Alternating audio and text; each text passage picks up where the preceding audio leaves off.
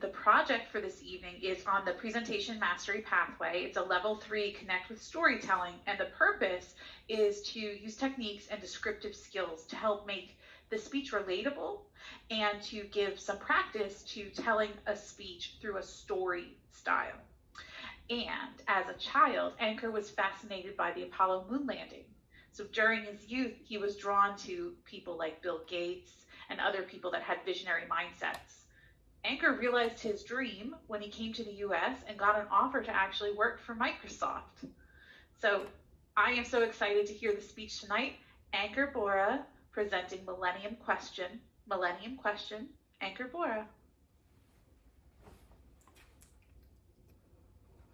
Do you remember a moment when a great and commanding idea flashed through your mind? It came in such adrenaline rush of excitement that you could no longer contain yourself. You wanted to divulge it to everyone. But then all of a sudden, another idea flashed through your mind. You hesitated, you chose not to act, and your idea died. Friends, most often our ideas die prematurely because we do not take them to fruition. But I grew up with a different perspective. Man's first walk on the moon was my childhood fascination. I was so fixated that whenever I got a chance, I asked, where were you when the Apollo landed on the moon? People often answered, showing me their newspaper clippings or recalling the dramatic All India Radio announcement on that day. Decades later, I ended up in Texas, the headquarters of National Aeronautics and Space Administration. After I settled with my family, one day we invited a few neighboring families for a get-together. Everyone arrived. Faye and Dan, the jovial couple across the street, were the part of the party. When I overheard them talking about the 60s, I asked, Dan, where were you when that Apollo landed on the moon? Dan was a real gem of a person. He took my inquest in stride and began narrating his account. Well, we were at a Boy Scout summer camp where a television was set up for us to watch the landing. I have a black and white picture of Apollo. Come, I will show you. I was overjoyed.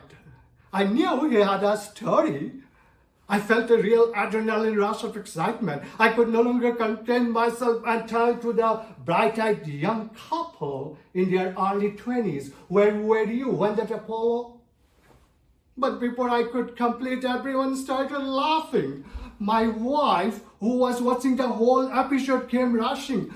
Are you out of your mind? Why do you ask? They're millennials. Millennials? What's that? Millennials, born in the 21st century. Your moon story, 60s, old, ancient. I tried to explain, honey, it's a rhetorical question. Yes, they were not born then, but they might heard from their parents. You never know what people know or whom they know until you ask. Then, without prompting, I began narrating a childhood story of mine. The person who had the most profound influence on me during my boyhood was also the most enigmatic to me. He was a retired veteran whom I addressed as Uncle.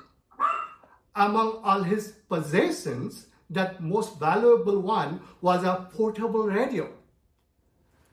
Every day, while taking his morning walk, he played it loud, and I followed him silently, listening to the world news. One day, as he was playing, I was following him, then suddenly he stopped. Now, stop meant breaking news. What could it be? This is Voice of America, broadcasting live the 10th anniversary of the Apollo landing on the moon. I pricked my ear in excitement.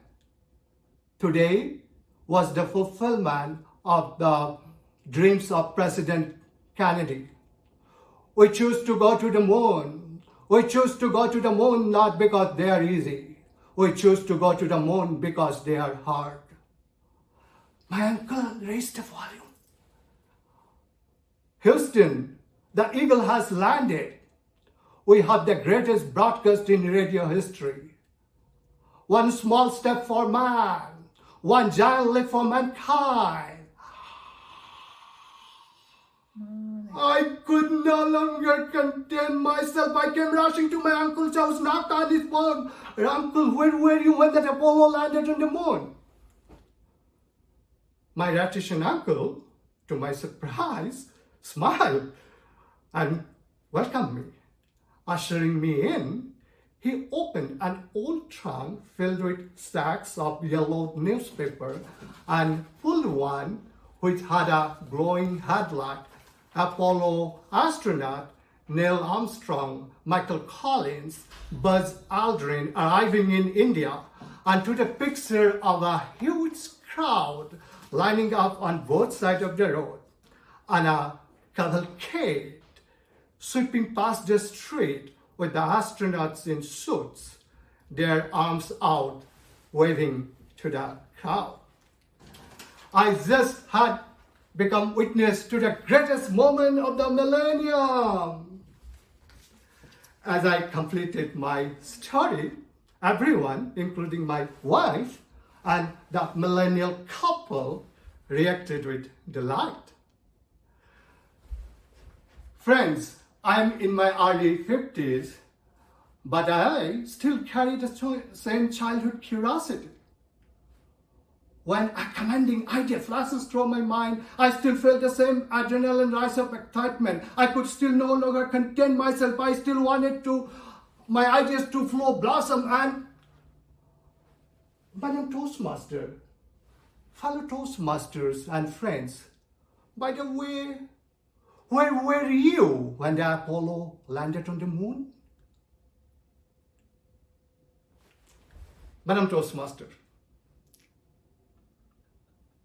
Thank you, Anchor, for that fascinating speech. And for our next speaker, Ernest.